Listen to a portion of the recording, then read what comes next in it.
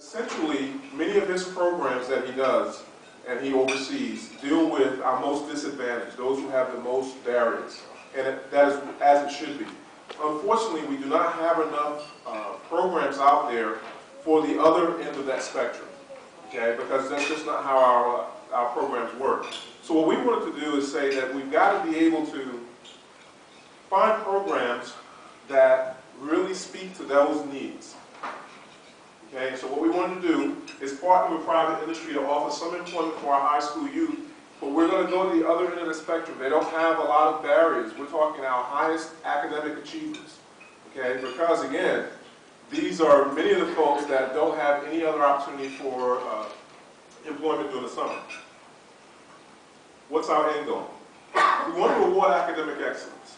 Okay, because one of the things that we see, and unfortunately I get to do a lot of testing. And when I do testing, I can really see what the grade levels are for a lot of our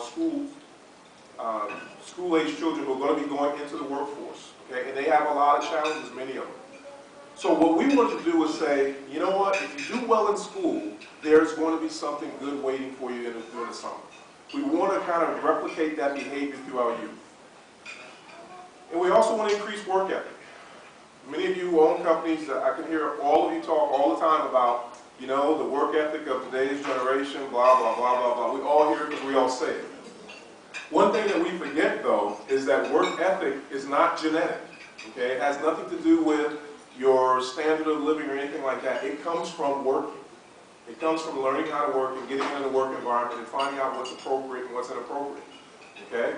The earlier we start our youth, especially this demographic that is going to be going on to college in many cases, that are going to be going on to post-secondary education, the earlier we start that, the better it is for our businesses and for our business community.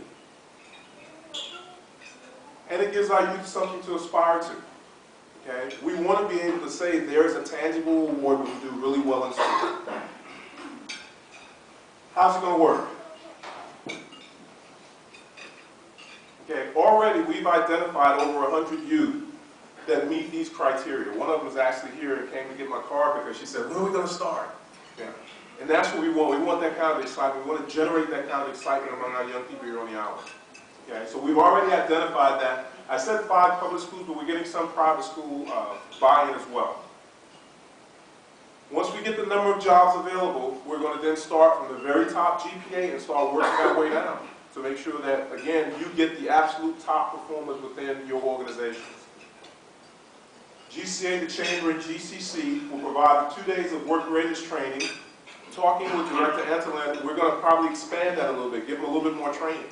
Because we don't want it to be as if these are two diametrically opposed programs. They are not. They're working hand in hand to give the full spectrum of service to our youth on the island when it comes to employment opportunities for the summer. And then there will be your paid employees for the month. And again, that's the difference. We're asking you to make the sacrifice to pick up as many youth as you can for that 1 month. Okay? If you can only hire one person for that 1 month, perfect. You'll see on your tables that I gave you a sign-in sheet asking for your contact information, giving you my contact information, as well as what kind of a job you'll be able to provide. Now, understand, we're not worried about whether it's in their career path. If it's the gopher position that you have open, that's great. If it's in the office, that's great. If it's out in the sun, that's great. We just want to give them an opportunity to get work ethic training and experience. Okay, but we cannot make this program run without you sitting here. I talked to someone not too long ago and they said, well, Vic, you know, that's money out of my pocket. And I said, hey, you know what? All we ever hear about are the things that are wrong. Very, very often we have no opportunity to do anything about that. This is an opportunity that we can band together as the business community on this island and make a difference. We can actually be the ones who change that dynamic.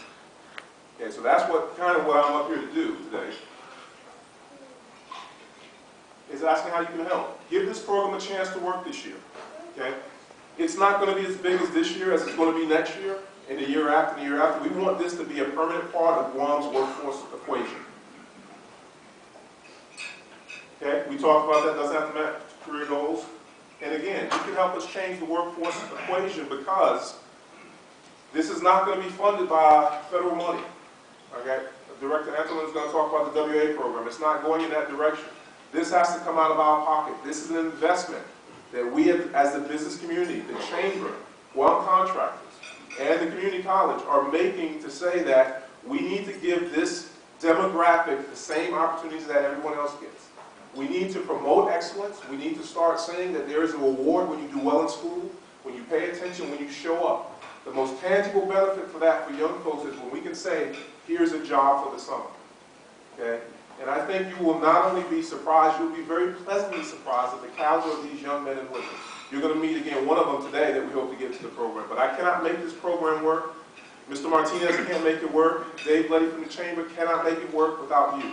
So I urge each and every one of you. I told somebody I was going to come up here and beg, and they were like, no, don't do that, Dave. So I'm not going to beg. Instead, I'm going to appeal to your higher nature, to your angels, and say, look, this program will fall flat on its face without you sitting out there right now. So grab one of those sheets, make the commitment.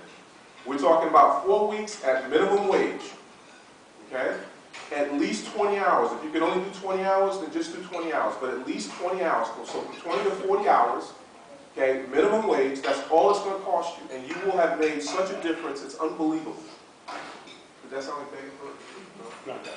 No. So, please contribute. Please do not leave without putting your name and your company and a job on one of those sheets of paper, and just drop it off up here on your way out today. So I'm not going to hunt you down. I'm going to count on you being part of the solution instead of part of the problem. Thank you.